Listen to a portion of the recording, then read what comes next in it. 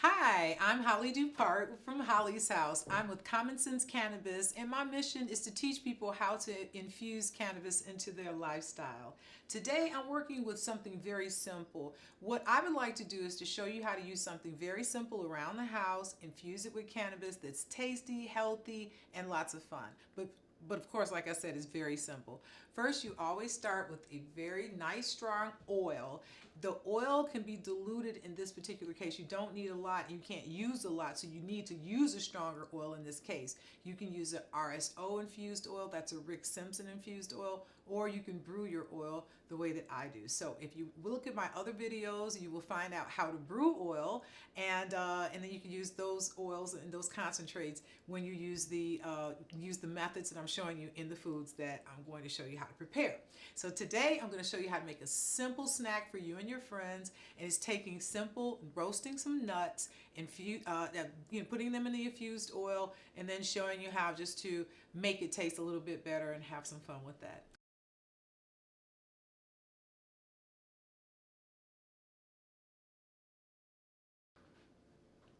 Hi, I'm Holly Dupart for Common Sense Cannabis, and welcome to Holly's House. Today, I'm welcoming you into my house to show you a very simple thing that you can do to infuse cannabis into your food and into your lifestyle. Today, we're simply going to blend a strong cannabis oil with cashews, and then you'll add just some simple ingredients to make it tasty and fun. So again, it's about being simple and using things you already have, not spending a lot of time, not spending a lot of money, just using your creativity, and I'll show you how to do that. So welcome, sit back and have some fun at Holly's House. Hello, hi, I'm Holly Dupart from Common Sense Cannabis, and welcome to Holly's House. My mission is to show you how to infuse cannabis into your lifestyle. Today, I want to just talk about a very simple thing that's very important to the process of infusing cannabis, and that's the decarboxylation process. Basically, it's how you're activating the THC in the cannabis so that you can have a psychoactive effect or get high, if you will. So I'll show you how to do that. So it's a simple process by heating it. So if you were to smoke cannabis, when you light it, it quickly sends the cannabis to a very high temperature, very high heat. It quickly drops the carbon atom, and thereby making it psychoactive and immediately rendering, you're feeling the psychoactive effects immediately. There's other ways in slower way to release the psychoactive effects. For instance, if you heat it at a lower temperature for a longer time, sometimes when you infuse the edibles, you can sometimes get a longer effect. For instance, you might have a full body effect for 3 to 5 hours, depending on what your quantity of cannabis is to oil.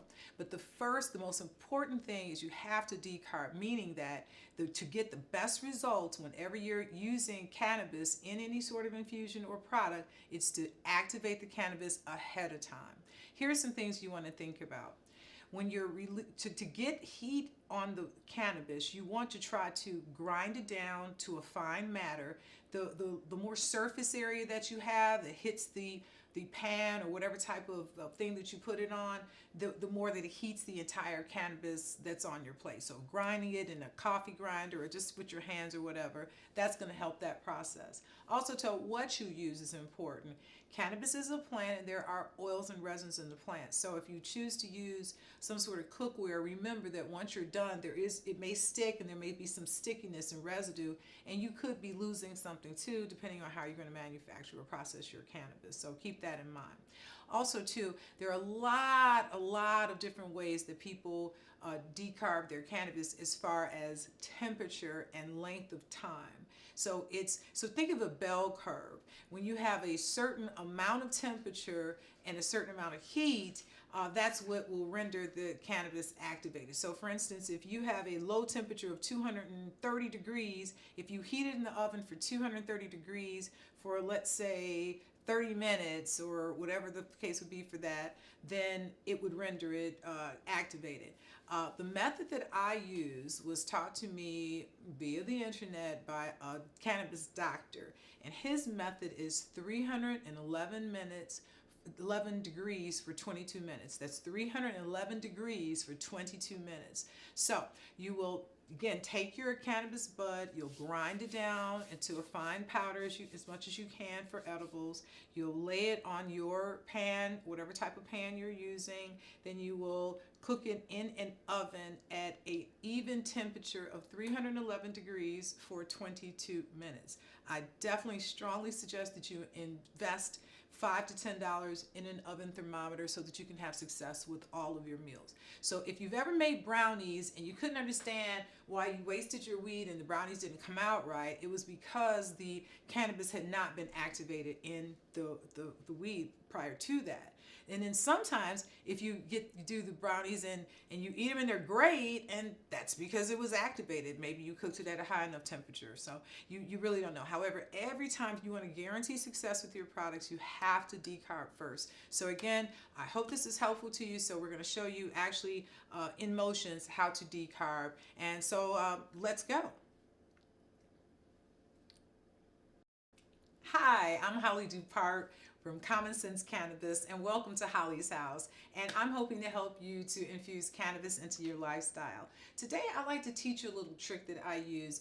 I like to keep things as natural as possible, as I say all the time. So even when you're smoking cannabis, which isn't entirely healthy for obvious reasons, I don't use any sort of papers because a lot of them contain chemicals. So I like to use glass. However, with glass, you have to clean it. Of course, you need to be careful, but I found some ways that are natural and very easy to use and incredibly inexpensive, and I like to show you how to keep your glass clean. So if you'll just stay with me for a few minutes, I'd like to show you a new method, and if you'd like to give me your comments and tell me how well it worked for you, I'd really appreciate it. So once again, I got a helpful hint for you and how to infuse cannabis in your life. In this case, it's Holly's tips on how to clean your pipes. Stay with me. Hi, this is Holly Dupart. I'm Holly Dupart with Common Sense Cannabis, and welcome to Holly's House. It is my hope to help you to infuse cannabis into your lifestyle.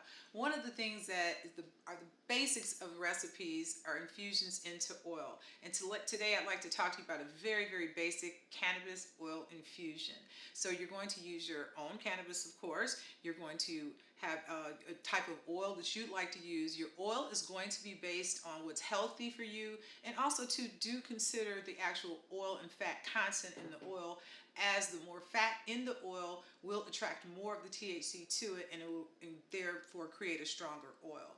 So, but also to pay attention to things like allergens. I'm allergic to absolutely everything, so I do focus on specific oils that can be used not only for you to cook with and taste great, but also for possibly topicals or any other sort of concentrates as well. So as we go through the process, I will talk to you about a number of things to look at and to think about as you're doing oil infusion. But again, your cannabis can be any type of cannabis basically when it comes to an edible and a lot of the concentrates. The reason is that there's THC in all of the parts of the actual plant, and so therefore you can extract it. Of course, you wouldn't smoke some of these parts if you're, a person who likes to smoke, because it tastes horrible. However, if you're trying to extract THC, by all means, use whatever you have. That means if you were a cultivator, you could use the droppings from when you trim it, or if, you could use old stuff. Now, if you do find some old weed and like, oh my gosh, I ran into a big, huge, bountiful bag of weed, that's great. But if you smoke it, it probably tastes bad. It could possibly be moldy, and it will almost definitely make you sleepy. Weed that has been around for a while tends to have that sort of effect, no matter if it's a sativa or indica. If it's old weed, it will tend to make you sleepy. That's okay. Just consider that when you're for what you're infusing it into, and also once you take that oil, keep that in mind with what you're going to do with that oil. Of course, an oil that something's going to make you sleepy, that's a great oil maybe for use as topicals or for something that you're going to use at night, perhaps. So I will give you a lot of suggestions on a lot of things you can do once you make a basic oil, and we're going to talk about all of our steps as we go through them. And once you have this oil, then you can use this as a basis for a lot of the other things that we're going to do. So stay with me and let's get started on our first oil together.